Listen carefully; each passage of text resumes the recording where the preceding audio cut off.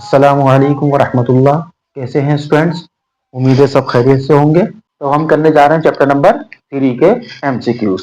तो chapter number 3 जो हमारे पास है वो बॉन्डिंग का चैप्टर है।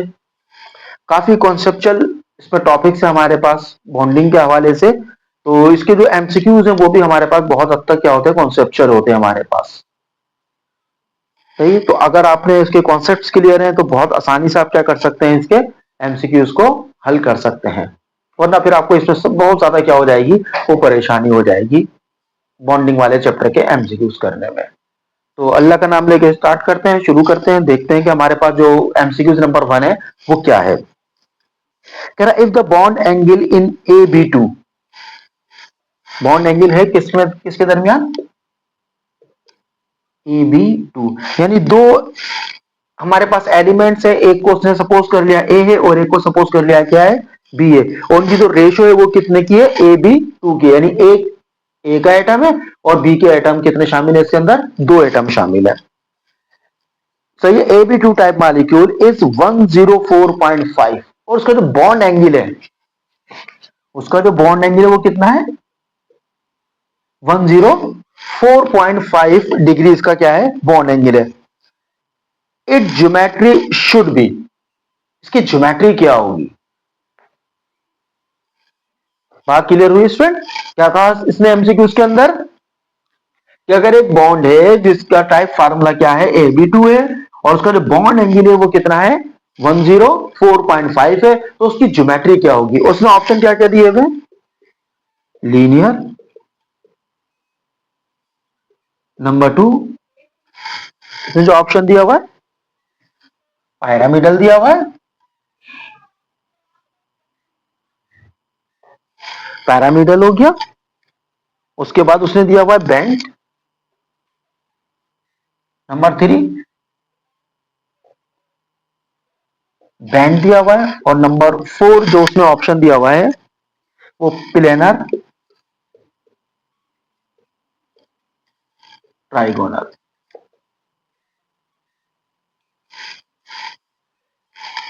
तो हमारे पास ये चार ऑप्शन दिए हुए और पूछ रहा है कि इस कंपाउंड की ज्योमेट्री क्या होगी जिसका बॉन्ड एंगल कितना हो हमारे पास, 104 पॉइंट, सही है, 5 हो हमारे पास। तो स्टूडेंट्स थ्योरी के अंदर हमने पढ़ा कि हमारे पास जो बॉन्ड एंगल है वो कितनी तरह के होते हैं, 109, 107, ये मैं अप्रॉक्स लिख रहा हूं, 104 जैसे इसने 0.5 लगा तो 0.5 लगा रहा हूं मैं। 1 हमारे पास क्या होता है, 80 होता है, और हमारे पास क्या होता है, 120 होता है। तो इन पांच में से कोई बॉन्ड एंगल हमारे पास क्या होता है, मुख्तलिफ किस्म के कंपाउंड्स में बॉन्ड एंगल बन रहा होता है हमारे पास। तो 104.5 किसका होता है, अगर आपको याद हो, आपने एक कंपाउंड पढ़ा था वाटर, कौन सा कंपाउंड पढ़ा था, वाटर। अब अगर आप लीनियर देखें तो लीनियर शेप क्या होती है, लीनियर शेप हमारे पास सीधी होती है। कौन सी होती है, सीधी शेप। जैसे कार्बन डाइऑक्साइड हमारे पास, कौन सा है हमारे पास, कार्बन डाइऑक्साइड, इसकी जो शेप है वो कैसी है, वो स्ट्रेट है, सीधी है, जिसको हम क्या कहते हैं, लीनियर कहते हैं। और लीनियर में जो बॉन्ड एंगल होता है वो कितने का होता है, 180 का होता है। कितने का होता है, 180 का होता है। इसका मतलब जो पहला ऑप्शन है वो तो हमारा नहीं है सही। उनके लीनियर शेप कैसी होती है, बिल्कुल स्ट्रेट होती है, सीधी होती है, सही है। और उसका बॉन्ड एंगल कितने का होता है, 180 का होता है, सही है। जबकि इसमें सवाल में जो बॉन्ड एंगल दिया है वो कितना दिया है, 104 का दिया हुआ है। इसका मतलब ये लीनियर तो ऑप्शन नहीं है। दूसरा अगर आप देखें, हमारे पास पैरामिडल दिया हुआ है, हमारे पास पैरामिडल जो शेप दी हुई है, पैरामिडल शेप कौन सी होती है, अगर आपको ध्यान में हो तो, अगर आपने पढ़ा था अमोनिया,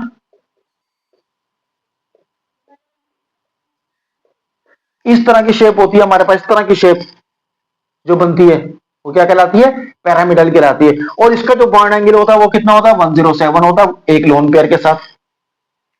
यानी तीन बॉन्ड एंगल है, यानी तीन बॉन्ड बने हुए, बॉन्ड पेयर इलेक्ट्रॉन्स है, और एक क्या लोन पेयर है हमारे पास। तो उसका बॉन्ड एंगल कितना था हमारे पास, 107। उसकी शेप क्या थी, पैरामिडल थी हमारे पास। तो दूसरा ऑप्शन भी हमारे पास नहीं, क्योंकि अगर पैरामिडल होती तो बॉन्ड एंगल कौन सा होता हमारे पास, 107 का होता, 104 का नहीं होता, जो हमने अमोनिया के अंदर पढ़ा था। इसका मतलब सेकंड ऑप्शन भी हमारे पास वो सही नहीं है। नंबर थर्ड ऑप्शन है हमारे पास क्या, बेंट। कौन सी शेप है, बेंट ज्योमेट्री कह रहा है। तो अगर आपको याद हो स्टूडेंट्स, वाटर मॉलिक्यूल के अंदर हमने क्या देखी थी शेप, कुछ इस तरह की शेप क्या देखी थी हमने, देखी थी बेंड शेप देखी थी, एंगुलर शेप देखी थी इसकी हमने, क्योंकि इसमें दो लोन पेयर होते हैं। कितने लोन पेयर होते हैं, दो। दो बॉन्ड पेयर है और दो कौन से हैं, लोन पेयर है, जिसकी वजह से उसकी ज्योमेट्री कैसी रहती है, बेंड हो जाती है, एंगुलर बन जाती है उसकी शेप। सही है। और उसका बॉन्ड एंगल भी कितना था हमारे पास, 104.5 डिग्री था। और यही हमारे पास एंगल दिया हुआ है 104.5। और उसका जो टाइप फार्मूला भी मैच कर रहा है किससे, AB2 से। एक एटम एक है और दूसरा दो है, तो एक दो है और एक एक है हमारे पास, तो ये भी मैच कर रहा है और बॉन्ड एंगल भी मैच कर रहा है किससे, इससे। तो उसकी शेप कैसी होती है, या तो एंगुलर आ सकता है, या कौन सी शेप आ सकती है, बैंड शेप आ सकती है, इसकी बैंड ज्योमेट्री आ सकती है हमारे पास। तो हमारा थर्ड जो ऑप्शन है वो क्या है, बिल्कुल करेक्ट है, सही है। चौथा ऑप्शन देखें क्या है, प्लेनर ट्राइगोनल, यानी बिल्कुल प्लेनर का मतलब क्या होता है कि जिसमें कोई लोन पेयर मौजूद नहीं है, एक ही प्लेन पे है सब बॉन्ड, तो उसको प्लेनर कहते हैं। तो इसका मतलब क्या होगा, कोई बॉन्ड एंगल नहीं है। तो अगर आपको याद हो स्टूडेंट, जो हमने पढ़ा था BF3, इससे बोरॉन सेंट्रल एटम, सही है, और तीन क्या बने थे इसके, बॉन्ड बने थे, कोई लोन पेयर इसके साथ मौजूद नहीं था। तो ये शेप कैसी थी हमारे पास, ज्योमेट्रिक क्लास से प्लेनर ट्राइगोनल थी हमारे पास। और इसका बॉन्ड एंगल कितना का होता है, 120 का होता है, 120 का होता है, जो हमने देखा था। जबकि बॉन्ड एंगल की क्या बात कर रहा है, 104.5 की बात कर रहा है। इसका मतलब ना तो लीनियर है, ना पैरामिडल है, ना प्लेनर है, बल्कि कौन सी शेप है, बैंड शेप है, या एंगुलर भी कह सकता था इसको वो। तो हमारा जो करेक्ट आंसर है इस एमसीक्यू उसके लिहाज से वो क्या है, वो बैंड ज्योमेट्री हमारे पास। क्लियर हो गई स्टूडेंट बात, सही है। तो अब चलते हैं हम एमसीक्यूज नंबर 2 के ऊपर अपने।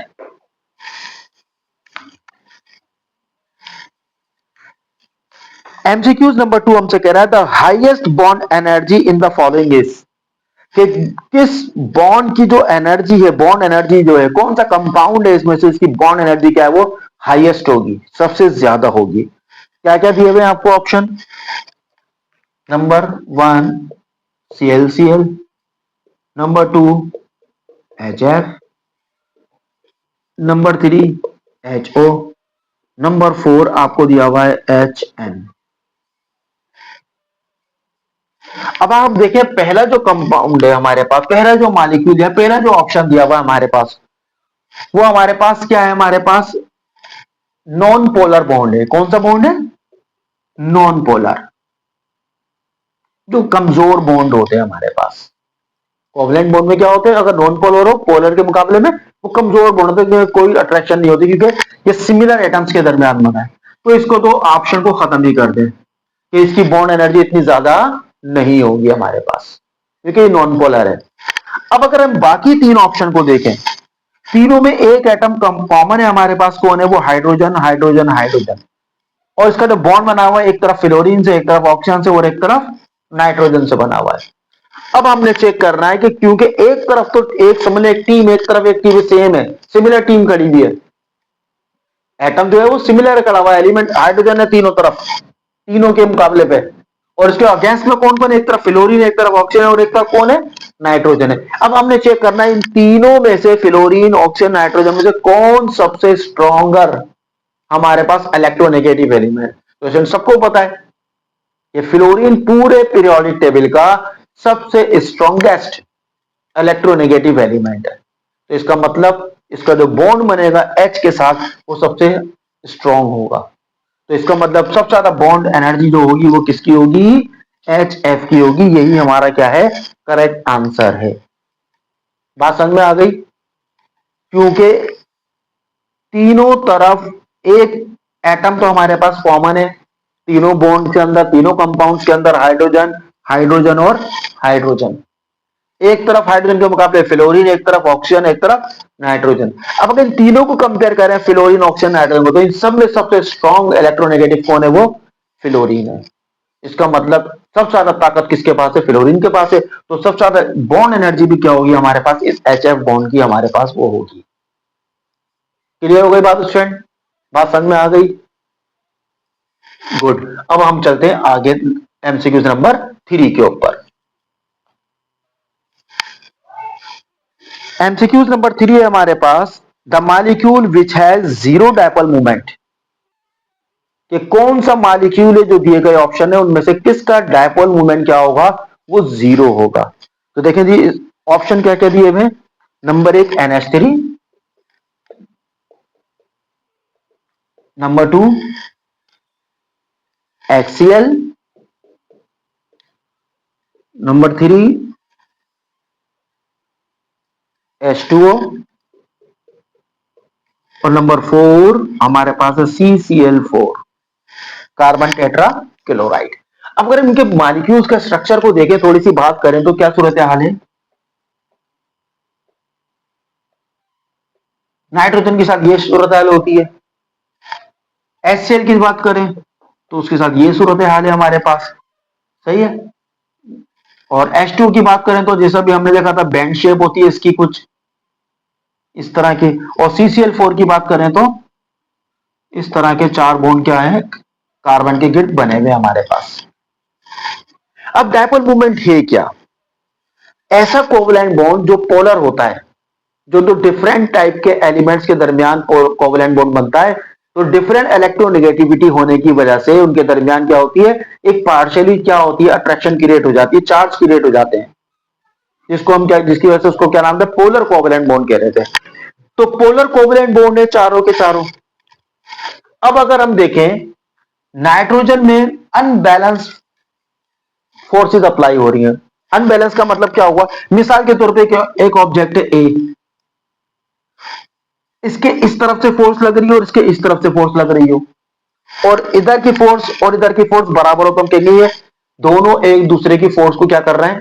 कैंसिल कर रहे हैं। क्यों? क्योंकि इसकी जो डायरेक्शन है वो इधर है और इसकी जो डायरेक्शन है वो इधर है। मिसाल के तौर पे इधर बी खड़ा हुआ है, इधर सी खड़ा हुआ है, या इधर भी फर्ज कर लें बी खड़ा हुआ है।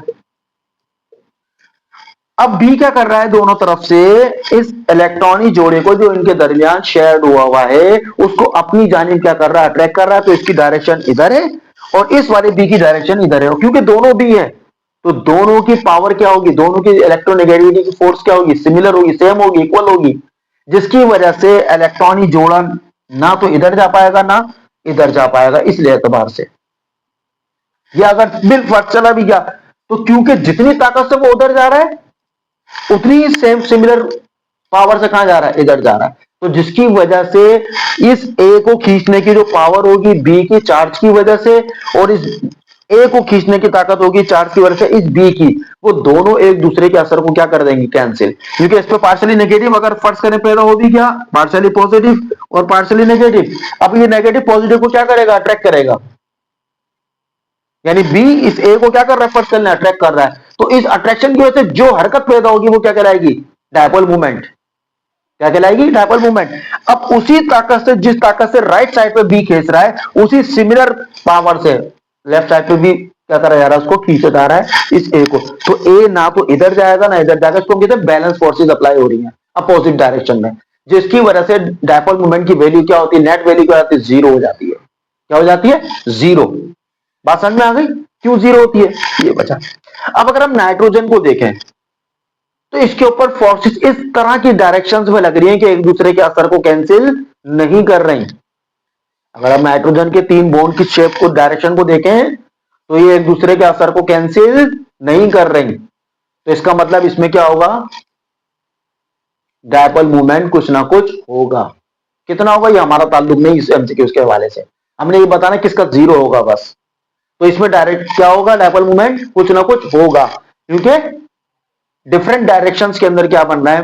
बॉन्ड बनना है, और जो एक दूसरे के असर को कैंसिल नहीं कर पा रहे। ये कैंसिल करने के लिए अपोजिट डायरेक्शन का बिल्कुल होना जरूरी है। अब इसमें देखें एक ही सिमटे बस। अगर फर्ज कर लें इधर भी क्लोरीन होता है इसके दूसरी जानिब, तो फिर हम कहते हैं इसका डायपोल मूवमेंट क्या हो सकता है? जीरो हो सकता है, क्योंकि इधर से क्लोरीन खींच रहा है इधर से भी क्लोरीन खींच रहा है, तो हाइड्रोजन अपनी जगह पे क्या रहेगा? बरकरार रहेगा। तो क्योंकि इसमें बैलेंस फोर्सेस नहीं है दोनों तरफ, इक्वल फोर्सेस नहीं है दोनों तरफ, तो हम कहेंगे इसमें भी कुछ ना कुछ डायपोल मूवमेंट होगा। अब अगर ऑक्सीजन को देखें तो ऑक्सीजन के अंदर भी जो बॉन्ड बन रहा है उनकी डायरेक्शन ऐसी है कि एक दूसरे को कैंसिल नहीं कर सकती, इनकी अट्रैक्शन एक दूसरे की अट्रैक्शन कैंसिल नहीं कर सकती एक दूसरे को। ये इसकी अट्रैक्शन एक दूसरे को कैंसिल नहीं करेंगी, तो इसका मतलब क्या हुआ, इसके अंदर भी क्या होगा, डायपोल मोमेंट कुछ ना कुछ मौजूद होगा वाटर मॉलिक्यूल में। अब अगर क्लोरीन उसको देखें CCl4 को, अब इस कार्बन के चारों तरफ क्लोरीन क्लोरीन क्लोरीन मौजूद है, ये मौजूद है। अब ये क्लोरीन इधर खींचना चाह रहा है, ये क्लोरीन इधर, ये क्लोरीन इधर, ये क्लोरीन इधर, तो दो फोर्सेस कैसे लग रही है, हॉरिजॉन्टली लग रही हैं, एक राइट साइड पे और एक लेफ्ट साइड पे। तो आपस में क्या करेंगे, एक दूसरे के असर को खत्म कर देंगे, कैंसिल कर देंगे, जीरो कर देंगी। और एक दो फोर्सेस कैसे लग रही है, वर्टिकली तौर पे लग रही है, ये डाउनवर्ड खींचना चाह रही है फर्स्ट करना, और वो अपवर्ड खींचना चाह रही है, तो ये दोनों भी क्या करेंगे, एक दूसरे के असर को कैंसिल कर देंगी, जीरो कर देंगी। तो हॉरिजॉन्टल फोर्सेस का असर भी क्या हो रहा है, जीरो हो रहा है, और वर्टिकली फोर्सेस का इफेक्ट भी क्या हो रहा है, जीरो हो रहा है। इसका मतलब ये जो CCl4 है वो उसका डायपोल मोमेंट क्या होगा, वो जीरो होगा। जो इस पे ऐसी फोर्सेस लग रही हैं जो एक दूसरे के असर को कैंसिल कर रही हैं, खत्म कर रही हैं, जीरो कर रही हैं। बात क्लियर हुई। तो इसका मतलब CCl4 क्या होगा, हमारे पास ऐसा कंपाउंड है, ऐसा मॉलिक्यूल है कि जिसका डायपोल मोमेंट क्या होगा, जीरो होगा। डायपोल मोमेंट क्या होगा, जीरो होगा। बात क्लियर हो गई, ओके। अब आगे चलते हैं, हम एमसीक्यूज नंबर नेक्स्ट करते हैं कि हमारे पास एमसीक्यूज नंबर नेक्स्ट क्या है हमारे पास। तो number 4, the molecule which has maximum bond angle, किस मॉलिक्यूल का बॉन्ड एंगल क्या है, वो सबसे ज्यादा है। तो ऑप्शन क्या क्या दिए हुए हमारे पास, CS2, नंबर 2 हमें दिया हुआ है H2O, नंबर 3 हमें ऑप्शन दिया हुआ है NH3, नंबर 4 हमें दिया हुआ है ऑप्शन BF3। तो अगर स्टूडेंट इनकी ज्योमेट्री इनकी शेप देखें तो क्या बनेगी, सी की लीनियर शेप होती है, इस तरह की शेप होती है हमारे पास। तो इसका बॉन्ड एंगल कितना होगा होता है, लीनियर शेप का हमेशा 180 होता है। H2O को देखें तो बैंड शेप होती है इसकी, इस तरह की शेप होती है, और उससे बॉन्ड एंगल जो बनता है हमारे पास कितना बनता है, 104.5 बनता है दो लोन पेयर के साथ। और NH3 की शेप अगर देखें हम, इस तरह की होती है, पैरामिडल शेप होती है, सही है, उसका जो बॉन्ड एंगल होता है वो 107 होता है अप्रॉक्स, सही है। और BF3 को देखें तो विदाउट लोन पेयर होता है, सही है, और उसका जो बॉन्ड एंगल होता है वो कितना होता है हमारे पास, 120 होता है। इसकी रेगुलर प्लेनर है हमारे पास, ट्रायगोनल शेप है, रेगुलर ट्रायगोनल शेप है हमारे पास। इसकी पैरामिडल शेप है 107 के साथ, 120 के साथ। ये बैंड शेप एंगुलर शेप है 104 के साथ, और लीनियर शेप है कितने के साथ, 180 एंगल के साथ। तो लीनियर शेप का जो बॉन्ड एंगल होता है वो हमेशा क्या होता है, सबसे ज्यादा होता है, और वो कितना होता है, 180 होता है। तो जिस मॉलिक्यूल का भी ज्योमेट्री की शेप के लिए लीनियर होगी हमारे पास, ज्योमेट्री लीनियर होगी जिसकी, उसका बॉन्ड एंगल क्या होगा, मैक्सिमम होगा, सबसे ज्यादा होगा। और बैंड शेप की ज्योमेट्री के हिसाब से होगी, बॉन्ड एंगल क्या होगा, वो सबसे कम होगा, लोएस्ट होगा।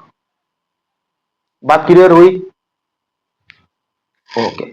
तो हमारा जो यहाँ पे करेक्ट आंसर है वो क्या है, CS2 है, जिसकी जो शेप है ज्योमेट्री वो लीनियर है, और उसका बॉन्ड एंगल कितना होता है, 180। सवाल में यही पूछा है कि इस मॉलिक्यूल में सबसे मैक्सिमम जो बॉन्ड एंगल है वो किसका होगा, तो हमेशा लीनियर शेप का बॉन्ड एंगल क्या होता है, वो मैक्सिमम होता है हमारे पास। तो ऑप्शन नंबर 1 हमारा सही आंसर है। चलते हैं नेक्स्ट MCQ के ऊपर। नंबर 5, कह रहा था shape and hybridization of BCl3 molecule is, कि BCl3 मॉलिक्यूल की जो शेप होगी वो कैसी होगी। देखिए अभी BCF3 हमने बनाया था, तो BCl3 क्या हो जाएगा, बिल्कुल सेम ये हो जाएगा हमारे पास, सही है। तो इसकी शेप कैसी होती है हमारे पास, ट्राइगोनल होती है, प्लेनर या रेगुलर, प्लेनर ट्राइगोनल, क्लियर है बात। अब सबसे पहले तो ये तलाश करें प्लेनर ट्राइगोनल का ऑप्शन कौन सा दिया हुआ है, फिर उसके हिसाब से देखेंगे कि हाइब्रिडाइजेशन कौन सी होगी, इसके अंदर क्या होगी। तो पहले तो एक आंसर से अपना ऑप्शन मैच करते हैं, कितने में प्लेनर ट्राइगोनल दिया हुआ है हमें। तो पहला दिया हुआ है टेट्राहाइड्रल NsP3, तो टेट्राहाइड्रल तो नहीं है, पहला ऑप्शन गलत। बी लीनियर, लीनियर भी नहीं है हमारे पास, सही है, लीनियर शेप नहीं है, लीनियर अभी बताया, बात की थी सीधी शेप होती है, सही है। नंबर सी प्लेनर ट्राइगोनल, कौन सी है, प्लेनर ट्राइगोनल, ये ऑप्शन हमारा सही हो सकता है। और नंबर 4 कौन सी है, एंगुलर, इसका मतलब एक ही में सिर्फ क्या दिया हुआ है आपको, प्लेनर ट्राइगोनल दिया हुआ है। तो अब हमें हाइब्रिडाइजेशन देखने की फिलहाल जरूरत नहीं है, समझेंगे उसको भी वो क्या है इसके अंदर, लेकिन क्योंकि ये प्लेनर ट्राइगोनल को ऑप्शन सिर्फ एक ही आंसर में दिया हुआ है, तो अब एसपी हमें चेक करने की जरूरत ही नहीं है कि हाइब्रिडेशन ए कौन सी, sp2 है, sp3 क्या है, हमें देखने की जरूरत ही नहीं है स्टूडेंट। क्यों, ये ऑप्शन जो हमारा बिल्कुल आसान इजी था, हमने देख लिया था, यही ऑप्शन है, किसी और में दिया हुआ ही नहीं है प्लेनर, किसी और ऑप्शन में भी दिया हुआ था प्लेनर ट्राइगोनल करके, और फिर उसका एसपी चेंज कर देता वो, यानी हाइब्रिडेशन चेंज कर देता, फिर हम देखते ये एसपी ये वाली होनी चाहिए या ये वाली होनी चाहिए। तो स्टूडेंट कौन सा आंसर सही है हमारे पास, सी ऑप्शन सही है कि प्लेनर ट्राइगोनल एंड sp2, कि इसमें जो ऑप्शन कहलाएगा हमारा वो सी ऑप्शन कहलाएगा, वो हमारा क्या है, बिल्कुल सही। तो हम शेप से पहचान लिया, हाइब्रिडेशन की तरफ गए ही नहीं, तो ऑप्शन नंबर सी हमारा करेक्ट आंसर है। नेक्स्ट पे चलते हैं, कह रहे amongst the following molecules which one has trigonal pyramidal shape. देखिए अभी 2-3 मरतबा बना चुके हैं, पिरामिडल शेप किसे कहते हैं, ट्राइगोनल 3 और पिरामिडल वाली इस तरह की शेप जो अभी हमने बात की थी NH3 के अंदर, तो किस मॉलिक्यूल की वो पिरामिडल शेप होती है trigonal, SO2, CO2, NH3, C2H4। अब आप देखें सल्फर डाइऑक्साइड इस तरह की शेप होती है कुछ, linear shape, carbon dioxide linear shape, उसके बाद हमें दिया हुआ NH3, उसको छोड़ के C2H4,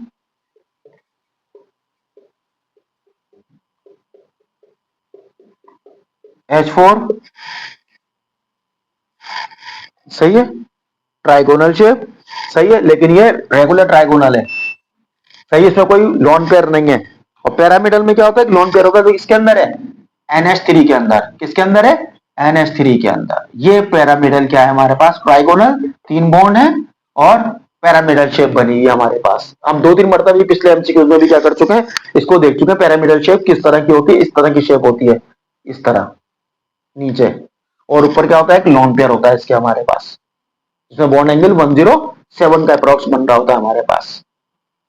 तो हमारे पास कौन सा ऑप्शन सही है स्टूडेंट, जो NH3 वाला ऑप्शन, जो सी ऑप्शन है वो हमारा क्या है यहाँ पे सही है, बाकी किसी शेप में पिरामिडल शेप नहीं है हमारे पास। नेक्स्ट एमसीक्यू पे चलते हैं, कह रहा अ सिंपल कोवेलेंट मॉलिक्यूल, सही है, possesses 2 bond pairs and 2 lone pair, इसमें क्या है, 2 बॉन्ड पेयर है और 2 क्या है, लोन पेयर है, सही है। अराउंड द सेंट्रल एटम, दरमियानी जो मरकजी एटम है उसके पास 2 लोन पेयर है, 2 बॉन्ड पेयर है, सही है। इट्स शेप शुड बी, अगर आपको अभी याद हो, हमने पहले एमसीक्यूज में भी देखा था, फिर दूसरे बाद के एमसीक्यूज में भी देखा कि वाटर मॉलिक्यूल के अंदर हमारे पास क्या सूरत हाल थी, इस तरह की सूरत हाल थी कि 2 बॉन्ड पेयर थे HH, और 2 ये क्या है, लॉन पेयर हैं। ये कौन से हैं दोनों, बॉन्ड बने हुए, बॉन्ड पेयर नहीं है, और वो कौन से हमारे पास, लोन पेयर है हमारे पास, ये दोनों लोन पेयर और ये 2 बॉन्ड पेयर। तो सवाल में ये कह रहा है कि वो कौन सा सादातरी मॉलिक्यूल है कि जिसके अंदर क्या हो, 2 बॉन्ड पेयर हो, 2 लोन पेयर हो, उनकी क्या होगी, तो देखिए बैंड शेप हो गई, एंगुलर शेप हो गई, सही है। तो क्या क्या ऑप्शन है, लीनियर, लीनियर नहीं है, पिरामिडल ट्राइगोनल है, वो भी नहीं है हमारे पास, एंगुलर है, एंगुलर है। देखिए मैंने आपको पहले एमसीक्यू में ही बताया था कि बैंड भी बात कर सकता है वो, और वो एंगुलर की बात भी कर सकता है, दोनों एक ही बात है, समझे। तो यहाँ पर मतलब इस्तेमाल कर लिया किसका, एंगुलर का, तो ये एंगुलर शेप बन रही है इसकी वाटर के अंदर, सही है। तो इसका टाइप फार्मूला हमने देखा था क्या था, AB2 करके उसने उसको एमसीक्यू नंबर 1 में दिया था। तो H2O की क्या होती है, एंगुलर शेप होती है हमारे पास। नंबर डी टेट्राहेड्रल, तो वो भी गलत है, सी ऑप्शन सही है हमारा, कौन सा है, एंगुलर हमारे पास। Number 8 MCQs, the correct relation between debye and coulombs meter is, कि डी बाई एक यूनिट है, हमारा पता है, विस्कोसिटी वगैरह नापते हैं जिसके अंदर हम, सही है, और कूलम वगैरह, कूलम मीटर, उसके दरमियान क्या रिलेशन है हमारे पास। तो ये यूनिट की बात है कि कौन सी कितने यूनिट की क्या होती है बराबर, इसे हम बात करें किलोमीटर मीटर, तो 1 किलोमीटर और मीटर कितने होते हैं, 1000 मीटर होते हैं, तो ये इनके दरमियान रिलेशन है, 1 किलोमीटर बराबर है 1000 मीटर। जैसे घंटे और मिनट्स की बात करें हम, 1 आवर इज इक्वल टू क्या होता है 60 मिनट्स होते हैं, इनके दरमियान रिलेशन है, आवर और उसके दरमियान, मिनट्स के दरमियान। मिनट और सेकंड की बात करें तो 1 मिनट के अंदर क्या होते हैं हमारे पास 60 सेकंड होते हैं, तो ये मिनट और सेकंड के दरमियान क्या है, एक रिलेशन है। तो इसमें 2 यूनिट दिए डी बाई और कूलम मीटर, कह रहा है इनके दरमियान रिलेशन क्या है, तो इसका मतलब एक डी बाई कितने कूलम मीटर के क्या होता है, बराबर होता है। तो पहला ऑप्शन है 1 डी बाई इक्वल टू क्या होता है 3.33 मल्टीप्लाई पर 10 की पावर 30 सेंटीमीटर। तो यही ऑप्शन हमारा क्या है, बिल्कुल सही है। क्लियर है क्वेश्चन, ये यूनिट याद करेंगे तो आपको बहुत आसानी से बात क्या हो जाएगी, खुद ही क्लियर हो जाएगी। तो पहला ऑप्शन सही है हमारे पास, इसमें दिया हुआ है। Next, the bond order of N2 molecule is, कि N2 मॉलिक्यूल का जो बॉन्ड ऑर्डर है वो क्या है। बात समझ में आई स्टूडेंट, बॉन्ड ऑर्डर की क्या कर रहा है, बात कर रहा है। अब इसने ऑप्शन क्या दिए हुए, 0 1 2 3, ये 4 ऑप्शन दिए। अगर आपको याद हो बॉन्ड ऑर्डर जो आपने थ्योरी में पढ़ा, वो मॉलिक्यूलर ऑर्बिटल थ्योरी के अंदर पढ़ा है हमने, और उसका फॉर्मूला क्या था हमारे पास, कि बॉन्ड ऑर्डर बराबर किसके होता है, नंबर ऑफ बॉन्ड ऑर्बिटल, और क्या होता है number of anti bond orbital, और डिवाइड किससे करना होता है हमने 2 से। मतलब ये तो लंबी थ्योरी है हमारे पास, सही है, जो हमने थ्योरी वाले टॉपिक में क्या करा होगा उसको, एमओटी पढ़ ले होंगे, मॉलिक्यूलर ऑर्बिटल थ्योरी पढ़ ले होंगे, सही है, वहां पे हमने इसको देखा था। इसका एक शॉर्टकट की है हमारे पास, आपने एक लफ्ज याद रखना है बस 14, क्या इस्तेमाल करना है ना 14, उसकी वैल्यू याद करनी है बस 3 है, यानी बॉन्ड ऑर्डर क्या है 3 है। कैसे अभी बात समझ में आती है, उससे ऊपर गिनती लिखे 13 12 11, और 0.5 कम कर लें, और 10 भी कर दें तो 1 हो जाएगी। इस तरह 15 16 17, और इसमें क्या करते हैं 0.5 क्या कर दें, कम कर दें इसमें भी, और 1 तक आ जाए। यहाँ 14 वालों की क्या होगी, 3 होगी। अब ये है क्या 14, ये 10, ये 11, ये 12, ये 13, ये है क्या। मिसाल के तौर पे देखें, अगर आपको H2 दे दे, क्या दे दे, H2, क्या दे दे, H2 दे दे, सही है। जैसे N2 दे दिया, इस सवाल में क्या दिया हमें, N2, सही है। आपको ऑप्शन दे दे O2, सही है, आ रही बात समझ में, आपको क्लोरीन दे दे मिसाल के तौर पर, सही है। यानी मुख्तलिफ किस्म के कंपाउंड क्या कर सकता है, दे सकता है। हमें इसमें क्या दिया है, नाइट्रोजन दिया है, और फर्ज कर लेते हम, हमें ऑप्शन दे देता, क्या दे देता, हमें ऑप्शन दे देता, तो इनका बॉन्ड ऑर्डर पूछता हमसे। तो इसमें 2 नाइट्रोजन एटम है, कितने एटम है, 2 नाइट्रोजन, और नाइट्रोजन का जो एटॉमिक नंबर है वो 7, इसका मतलब इसके पास 7 इलेक्ट्रॉन होते हैं। कितने इलेक्ट्रॉन होते हैं, 7। तो 2 नाइट्रोजन के पास टोटल इलेक्ट्रॉन कितने हो गए, 14। कितने हो गए, कितने हो गए स्टूडेंट, 14। तो 14 ये रहा, तो 14 का जो बॉन्ड ऑर्डर है वो कितना है, वो 3 है। बॉन्ड ऑर्डर कितना है, वो 3 है। हम इस फार्मूले से भी कर सकते हैं, वो थ्योरी में सीखा होगा हमने, सही है। मैं ट्रिक बता रहा हूँ छोटी सी, जो आपके पास एग्जाम में आ सकती है, आप फौरन ही कर सकते हैं। बस आपने 14 3 याद रखना है बस, कि अगर नंबर ऑफ इलेक्ट्रॉन्स कितने हो 14 हो, उसका बॉन्ड ऑर्डर कितना होगा 3। मैं उसमें ऊपर करते जाए कि गिनती, और एक गिनती नीचे बढ़ाते जाए, और 0.5 क्या करते जाए, कम करते चले जाए, बस आपको बॉन्ड ऑर्डर पता चल जाएगा। अब ऑप्शन है, एटॉमिक नंबर वो कितना है 8, मॉलिक्यूलर मास होता है उसका, यानी कि एटॉमिक मास 16 होता है, सही है। एटॉमिक नंबर कितना है 8, इसका मतलब ऑक्सीजन के पास कितने होते हैं, 8 इलेक्ट्रॉन होते हैं। तो यहाँ पे O2 है, तो इसका मतलब 16 इलेक्ट्रॉन है टोटल, दोनों जगह मिलके कितने इलेक्ट्रॉन है, 16। तो 16 के सामने क्या लिखा 2, तो इसका बॉन्ड ऑर्डर क्या बन जाएगा, वो 2 बन जाएगा। बात क्लियर हुई, ये एक छोटी सी ट्रिक है। तो इस एमसीक्यूज में नाइट्रोजन का पूछा तो हमारा ऑप्शन कौन सा सही होगा, 3, सही है, बॉन्ड ऑर्डर 3 है। और ऑप्शन नंबर हमारे पास कौन सा है, 4 है। ऑप्शन नंबर कौन सा हमारे पास, वो 4 है, यानी डी ऑप्शन हमारा सही है, इसमें ऑर्डर नंबर क्या दिया हुआ है हमें, 3 दिया हुआ है। क्लियर है स्टूडेंट? ये एक छोटी सी ट्रिक है हमारे पास ऑर्डर नंबर याद करने की, जो कंपाउंड बेस में दिया हुआ है एग्जाम में हमारे पास वो आ सकता है। किसी दूसरे एलिमेंट का अगर कोई कंफ्यूजन हो रही हो, कोई बात हो, तो कमेंट सेक्शन में क्या कर सकते हैं, आप पूछ सकते हैं, तो इंशाल्लाह उसकी कोई अलग से वीडियो बना के या कर दी जाएगी, आपको भेज दी जाएगी। यहाँ पे बात समझ में आ गई कि नाइट्रोजन का एटॉमिक नंबर 7, 2 नाइट्रोजन है तो 7 और 7 कितने होगा, टोटल नंबर ऑफ इलेक्ट्रॉन्स 14, 14 का जो बॉन्ड ऑर्डर है वो कितना होता है, वो 3 होता है। क्लियर है स्टूडेंट? ओके, अब आगे चलते हैं नेक्स्ट एमसीक्यू के ऊपर। क्या कह रहा है, the number of sigma and pi bonds in C2H4 molecule are respectively, के जो कंपाउंड है, जो मॉलिक्यूल है C2H4, इसमें सिग्मा बॉन्ड की तादाद और पाई बॉन्ड की तादाद वो कितनी है। तो अगर हम देखें, कंपाउंड हमें दिया है C2H4, ऑप्शन हमें दिए हैं 3 and 1, यानी 3 सिग्मा 1 पाई। नंबर 2 2 and 2, यानी 2 सिग्मा 2 पाई। नंबर 3 5 and 1, यानी 5 sigma 1 pi. Number 4 4 and 2, 4 and 2। अब इसमें से कौन सा ऑप्शन सही है, तो आप सिंपल क्या करें, C2H4 का स्ट्रक्चर बनाएं, जैसे अभी पहले भी पिछले एमसीक्यू में बनाया था हमने, C2H4। अब सिग्मा बॉन्ड क्या होता है, आसान अल्फाज में एक छोटी सी बात बता रहा हूं बस मैं आपको, सिग्मा बॉन्ड के लिए डिटेल में नहीं जा रहा, असल एक्चुअल यानी कि जो 100% थ्योरी होती है वो बात नहीं कर रहा मैं, बस ऐसी समझाने के लिए एक छोटी सी बात कर रहा हूं। वो क्या, सिग्मा बॉन्ड हर उस बॉन्ड को कहते हैं जो पहला बॉन्ड बनता है किसी एटम से। क्या कहा, सिग्मा बॉन्ड उस बॉन्ड को कहते हैं जो किसी भी एटम से पहला बॉन्ड जो बनता है उसको सिग्मा बॉन्ड कहते हैं। तो ये कार्बन हाइड्रोजन का पहला bond sigma bond, carbon hydrogen का पहला बॉन्ड इस वाले हाइड्रोजन का सिग्मा बॉन्ड, कार्बन हाइड्रोजन का पहला bond sigma bond, carbon hydrogen का पहला बॉन्ड सिग्मा बॉन्ड। तो कितने बॉन्ड होगा सिग्मा, 1 2 3 4। अब इस कार्बन कार्बन के जगह 2 बॉन्ड बने हुए हैं, डबल बॉन्ड बना हुआ है, तो जो पहला बॉन्ड बना होगा कार्बन कार्बन का वो क्या कहलाएगा, वो सिग्मा। क्या कहलाएगा, सिग्मा। क्या कहा था मैंने, किसी भी 2 एटमों का पहला बनने वाला जो बॉन्ड होता है वो क्या कहलाता है, सिग्मा बॉन्ड।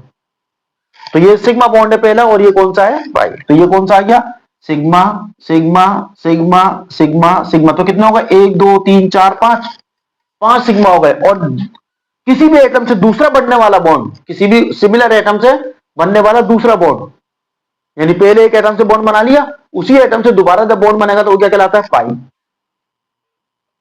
क्या कहलाता है, पाई कहलाता है। तो इसका मतलब 1 पाई हो गया और 5 क्या होगा, सिग्मा होगा। तो कौन सा ऑप्शन है हमारे पास, नंबर 3 ऑप्शन हमारा क्या है, सही है कि 5 सिग्मा है इसके अंदर और 1 क्या है, पाई बॉन्ड है। मिसाल के तौर पे देखें, अगर इस तरह आ जाए इथाइन का, यानी कम फार्मूला क्या है, C2H2, इसमें पूछो भाई कितने सिग्मा और कितने पाई है। तो देखें, कार्बन हाइड्रोजन का पहला बॉन्ड बना, क्या बन गया ये, सिग्मा। कार्बन हाइड्रोजन का पहला बॉन्ड बना, क्या बन गया, सिग्मा। कितने सिग्मा होगा, फिलहाल 2। कार्बन कार्बन का जो पहला बॉन्ड बना होगा वो क्या है, सिग्मा। कितने सिग्मा होगा, 3। और बाकी ये जो 2 बॉन्ड बने होंगे क्योंकि रिपीट हुए उसी एटम से, सिग्मा जिन से बन चुका है, तो ये दोनों क्या कहलाएंगे, पाई। क्या कहलाएंगे, दोनों पाई कहलाएंगे। तो इसमें कितने होगा, 3 सिग्मा हो गए और 2 पाई हो गए। तो फिर हमारा ऑप्शन उसी रास्ते हम देखते कि 3 सिग्मा और 2 पाई का ऑप्शन कौन सा हमारे पास। लेकिन इसके हिसाब से हमारे पास 5 सिग्मा है और 1 क्या है हमारे पास, पाई है। तो ऑप्शन नंबर हमारा 3 सही है कि 5 सिग्मा एंड 1 पाई।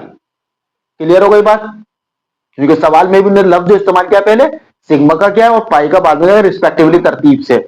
सिग्मा पहले आएगा और पाई बाद में, उसने जो, अगर वो कहता पाई एंड सिग्मा, तो फिर हम पहले पाई बॉन्ड की तादाद को, ये लिखा हुआ तो हम कहते हैं ये पाई है ये सिग्मा है, ये पाई है ये सिग्मा है, ये पाई है ये सिग्मा है। लेकिन सवाल में उन्होंने अल्फाज क्या इस्तेमाल किया, सिग्मा एंड पाई रिस्पेक्टिवली, कि पहले जो लिखे हुए सिग्मा को शो कर रहा है, जो बाद में लिखे हुए किसको शो कर रहा है, पाई को शो कर रहा है। तो इसको हमने सिग्मा पढ़ा है और इनको हमने पाई पढ़ा है। तो ऑप्शन नंबर 3 हमारा सही है, सही है कि 5 सिग्मा बॉन्ड है C2H4 में और 1 क्या है हमारे पास, पाई बॉन्ड है। तो स्टूडेंट यहाँ पे हमारे ये एमसीक्यू 10 के 10 क्या हो गए, कंप्लीट हो गए। उम्मीद है ये बात बहुत अच्छे तरीके से आपके सारे के सारे एमसीक्यूज क्या हुए होंगे, क्लियर हो गए होंगे। देखिए बहुत डिटेल का टॉपिक्स है हमारे पास चैप्टर के अंदर। किसी को कोई टॉपिक समझना हो ज्योमेट्री के लिहाज से, बॉन्डिंग के लिहाज से, किसी थ्योरी के लिहाज से, चाहे वो हम अब वेस्पर थ्योरी हो हमारे पास, एमओटी थ्योरी हो हमारे पास, बैलेंस वैलेंस शेल जो बॉन्ड थ्योरी हमारे पास, सही है, वो तो हम करनी हो किसी को, जो भी इलेक्ट्रॉन पेयर रिपल्जन थ्योरी जो भी कहने आप, जो जो थ्योरी अगर किसी को कोई कंफ्यूजन हो किसी भी थ्योरी के अंदर, कोई शेप बनानी नहीं आ रही हो, शेप के अंदर हो, हाइब्रिडाइजेशन के अंदर कोई मसला हो किसी को कि हाइब्रिडाइजेशन कैसे कैलकुलेट की जाती है, कैसे निकाली जाती है, सही है, कैसे किसी कोई कंपाउंड दे रहा है हाइब्रिडाइजेशन आपसे पूछ ले कौन सी, तो कैसे निकालेंगे, तो उसमें किसी को कोई मसला हो कोई बात हो तो आप क्या कर सकते हैं, उसको कमेंट सेक्शन में आप पूछ सकते हैं। तो इंशाल्लाह उसकी अलग से फिर क्या करी जाएगी आपके लिए एक वीडियो बना दी जाएगी, क्योंकि चैप्टर टोटल बॉन्डिंग से रिलेटेड था, तो इसमें न्यूमेरिकल तो है नहीं हमारे पास। वैसे इसमें जो सवाल आते हैं हमारे पास वो किस तरह के आते हैं, वो शेप के हवाले से देखें, सारे के सारे एमसीक्यूज क्या आते हैं हमारे पास, इन्हीं सारी बातों पे, ज्योमेट्री, एंगल्स, इन्हीं चीजों पे क्या कर रहे थे, शेप पे क्या कर रहे थे, डिपेंड कर रहे थे, सारे के सारे सारी थ्योरीज पे डिपेंड कर रहे थे जो हम पढ़ के आए थे चैप्टर के अंदर। तो सर कोई भी टॉपिक हो, किसी को किसी टॉपिक में मसला हो जो 10 ईयर में आता हो, कोई कंफ्यूजन हो इस चैप्टर से रिलेटेड, तो आप क्या कर सकते हैं, कमेंट सेक्शन में पूछ सकते हैं। इंशाल्लाह अगली वीडियो में क्या होगी, आपसे मुलाकात होगी। जब तक के लिए अल्लाह।